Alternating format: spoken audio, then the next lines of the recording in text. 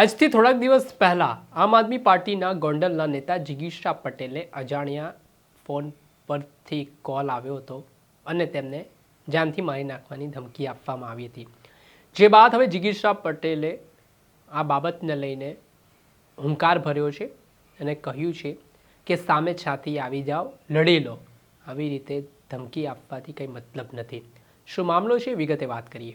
વૈષ્ણવજન તો તેને કહીએ જે પીડ પરાઈ જાનાને રે. દર્શક મિત્રો, નવજીવન ન્યૂઝમાં આપનું સ્વાગત છે. હું છું ફૈઝાન. સ્થાનિક સ્વરાજ્યની ચૂંટણીમાં આ વખતે તાલુકા પંચાયતની કેટલીક સીટો આમ આદમી પાર્ટી જીતી હતી. આમ આદમી પાર્ટીમાંથી જિગીશા પટેલ ગોંડલનું નેતૃત્વ કરી રહ્યા હતા. આ દરમિયાન થોડાક દિવસ પહેલાં એક અજાણ્યા નંબરથી એક કથિત ઓડિયો વાયરલ થયો હતો, જેમાં જિગીશા પટેલને ધમકી આપવામાં આવી હતી કે 2027માં તેઓ ગોંડલમાં રહેશે તો તેમને મારી નાખીશું. આ ધમકી આપ્યા બાદ હવે આપ નેતા જિગીશા પટેલે હુંકાર ભર્યો છે, વળતો પ્રહાર કર્યો છે અને કહ્યું છે કે ગોંડલમાં તેઓ જે રીતે લડી રહ્યા છે તેના કારણે કેટલાક લોકોના પેટમાં દુખી રહ્યું છે, તકલીફ પડી રહી છે. તેમણે ઉદાહરણ આપતા કહ્યું કે એક સમયે જે ભાજપનો ગઢ હતો ગોંડલ, ત્યાં આમ આદમી પાર્ટીની સીટો આવી, તેના કારણે જે લોકો મોવડી મંડળમાં મોટી મોટી વાતો કરતા હતા, હવે તેમનો ચહેરો, અસલિયત ચહેરો બહાર આવી ગયો છે. સાથે તેમણે કહ્યું કે મને ડરાવવા માટે ગાડીઓ મારી પાછળ ફેરવવામાં આવી, તેમના પર હુમલાઓ પણ કરાવવામાં આવ્યા, પરંતુ તેમણે કહ્યું કે હું ડરવાની નથી ને લોકો માટે લડતી રહીશ. પહેલાં સાંભળો જિગીશા પટેલને.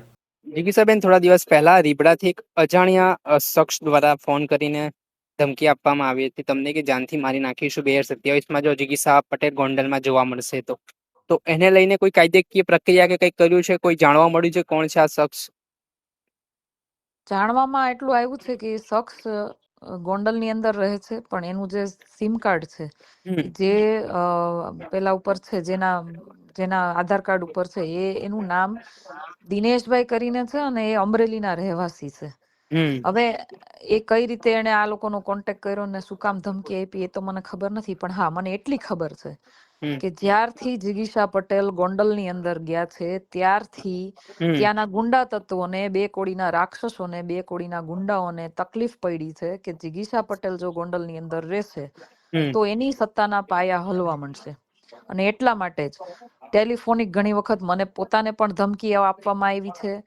ઘણી વખત મારી પાછળ એ લોકોએ ગાડીઓ પણ ફેરવી છે ડરાવવાના માધ્યમથી. એના પછી પણ હું ત્યાં ગોંડલની અંદર ટકી રહી છું. મારી ઉપર હુમલો કરવાનો પણ પ્રયાસ થયો છે. પથ્થરમારો કરીને મારે ગાડીના કાચ ફોડીને મારા માથા ઉપર પથ્થર મારવાનો પણ પ્રયાસ થયો છે. એના પછી પણ હું ગોંડલની અંદર ટકી છું.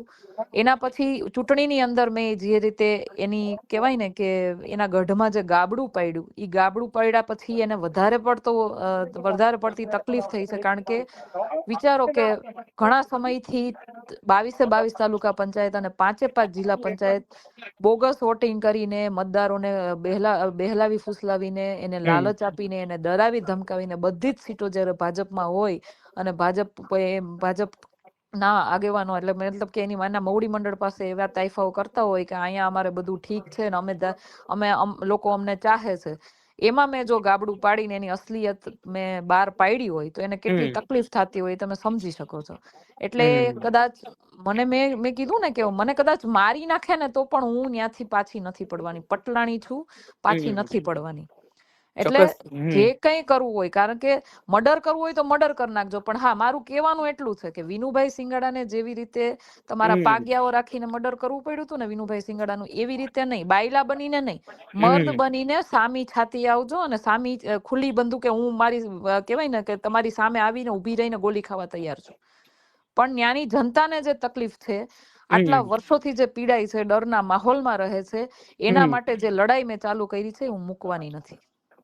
ચોક્કસથી જિગીશાબેન, ખૂબ ખૂબ આભાર. તમે જોડાયા અને આ મુદ્દે મહત્વપૂર્ણ પ્રતિક્રિયા આપી. Thank you. જે આપણે સાંભળ્યા આમ આદમી પાર્ટીના મહિલા નેતા જિગીશા પટેલ, હાલ તેમણે જે હુંકાર ભર્યું છે અને કહ્યું છે કે હું પટલાણી છું, ક્યારેક પાછી નહીં પડું, સામે ચાતીએ લડો, પાછળથી વાર ના કરતા. અને વિનુ સિંગાડાની બાબતને લઈને પણ તેમણે વાત કરી.